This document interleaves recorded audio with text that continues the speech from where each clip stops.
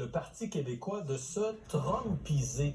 Je cite les MAGA, faisant référence au mouvement MAGA américain, les MAGA québécois ont-ils noyauté le congrès d'orientation du Parti québécois? C'est ce que demande l'historien Alexandre Dumas, qui dit « C'est ce que je pourrais croire en voyant certaines résolutions adoptées qui n'ont pas de lien avec l'indépendance », dit-il.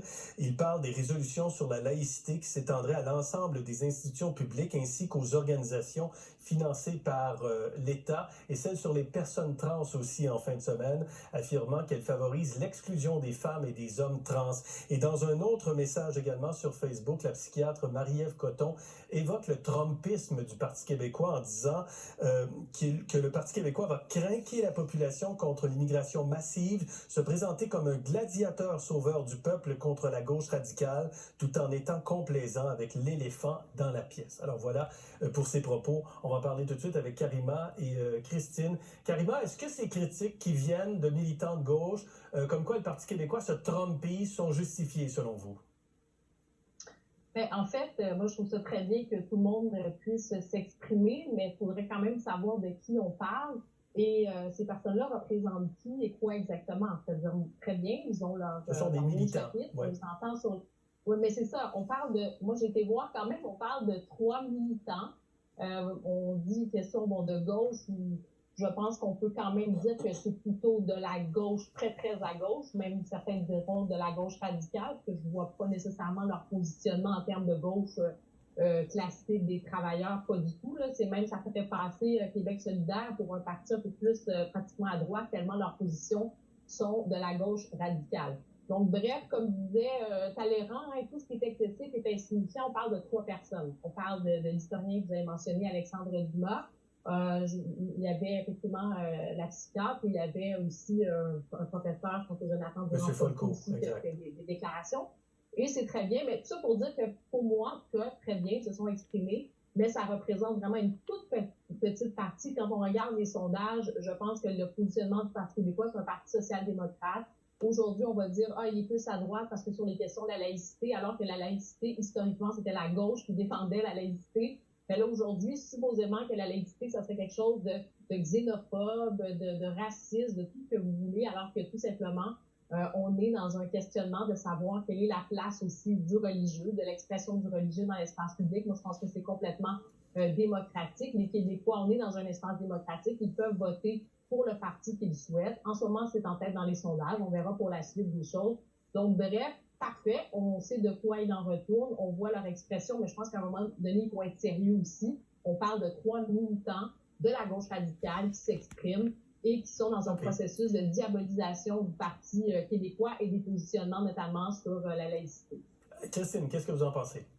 C'est aller, à mon avis, trop loin, parce que je ne pense pas que Paul Saint-Pierre Plamondon ait le profil d'un Donald Trump, et il n'a certainement pas le même caractère et ne s'exprime pas de la même manière. Est-ce qu'il y a des éléments de discours qui peuvent représenter, ou des éléments dans les politiques qui peuvent ressembler à ce qui se passe aux États-Unis? Oui, c'est ça. J'ai lu aussi l'article, mais il n'en demeure pas moins qu'il y a des éléments, effectivement. Je pense à l'immigration, par exemple. Le Parti québécois veut aller plus loin encore sur les questions d'immigration que la Coalition Avenir Québec.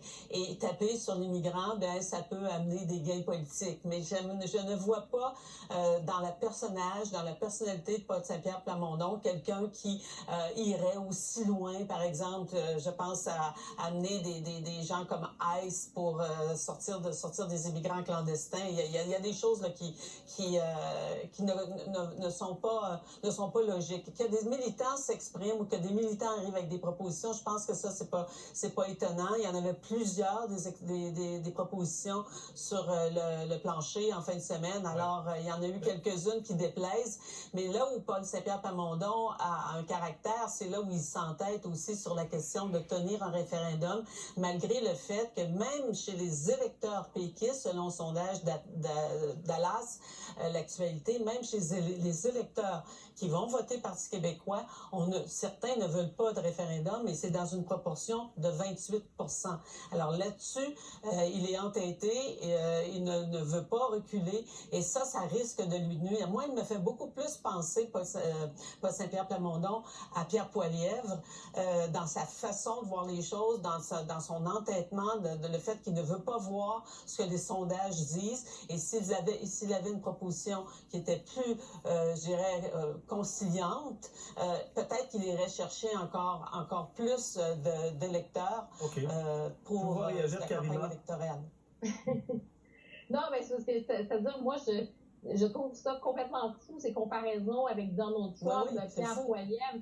Il a son caractère, il a ses qualités, ses défauts, il est déterminé. C'était des années, au contraire, que le mouvement souverainiste était dans une autre forme de positionnement. On voit où tout ça a mené. Avec le positionnement de Paul Saint-Pierre Plamondon, qu'on aime ou qu'on n'aime pas, au final, comme j'aime le dire, ce sont les Québécois qui vont décider. Donc, oui, il est droit dans ses bottes, il donne une proposition, on peut aimer ou pas, mais c'est cette idée de fascisation d'un parti social-démocrate, je trouve que c'est complètement absurde. Et mais revenons sur les résolutions. De taper sur l'immigrant, il n'y a personne qui tape sur les immigrants, c'est un vrai débat dans les grands pays, que ce soit en France, en Italie, au Danemark, dans les pays sociaux-démocrates. Ça fait partie des enjeux d'aujourd'hui. La laïcité, l'immigration, l'économie, le pouvoir d'achat, c'est des dossiers d'aujourd'hui, puis on n'a pas le choix de se saisir de ces questions-là avec respect. Voilà, je vous les présente certaines des résolutions qui ont été adoptées en fin de semaine au Congrès. Application des principes de la laïcité de l'État dans les institutions publiques et les organisations financées par l'État. Donc, ceux qui critiquent aujourd'hui trouvent que ça va très loin d'aller jusqu'aux organisations financées par l'État pour imposer la loi sur la laïcité.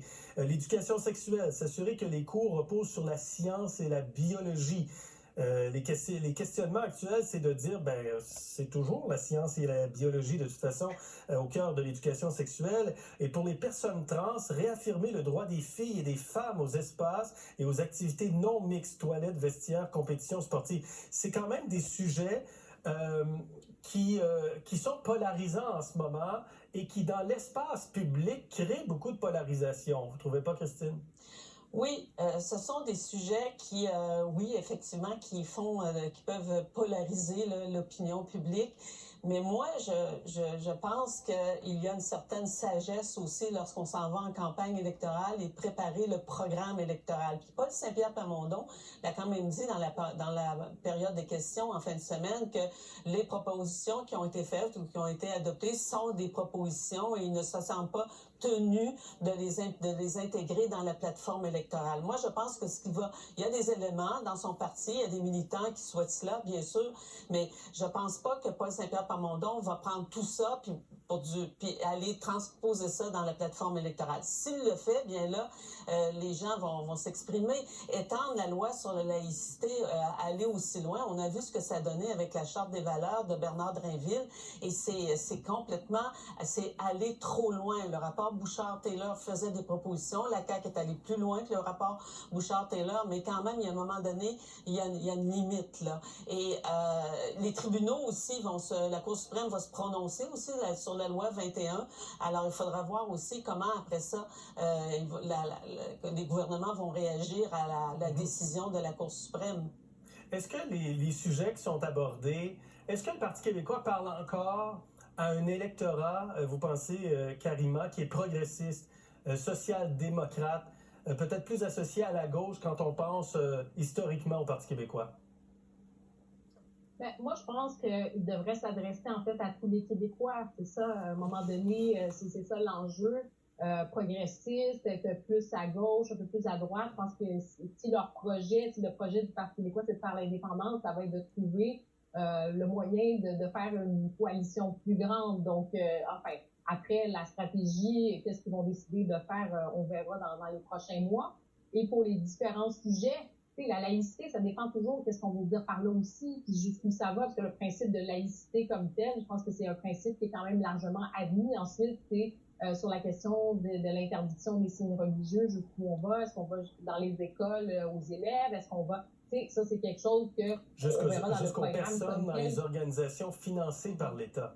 Oui, mais ça dépend. Mais oui, mais le principe de laïcité, oui, je pense que c'est financé par l'État. Moi, je suis pour ça, c'est-à-dire cette séparation du religieux, la possibilité que toutes les personnes qui sont croyantes puissent aussi pouvoir exercer leur croyance, mais quand vous représentez l'État, jusqu'où vous pouvez aller, comme je dis, j'ai pas le détail dans toutes les organisations, qu'est-ce que ça veut dire, mais je pense que c'est un vrai sujet, puis il faut qu'on éclaircisse ça exactement jusqu'où on veut appliquer cette laïcité et comment on veut l'appliquer. Pour le reste, pour la science, on nous parle toujours de la science. J'espère qu'on se base sur la science. C'est quoi le problème de dire qu'on peut se baser sur la science, la biologie? Moi, je ne vois pas véritablement de problème là-dessus. Ensuite, c'est toujours dans les détails. Et ça, bon, ben, ça va être explicité pour l'ensemble des Québécois pour que personne ne se sente exclu de quelque façon. Moi, j'ai toujours pensé que c'est la laïcité de l'État, c'est là, mais c'est le prosélytisme qu'il faut repousser. C'est une personne porte un signe religieux et qu'elle commence à faire la promotion de sa religion, son prosélytisme. Là, c'est bien sûr non. Mais bon, alors, c'est un débat dont on pourrait parler encore très, très longtemps. Et on va en parler encore. Je pense qu'on va avoir la chance de se reprendre là-dessus. Merci, Karima. Merci.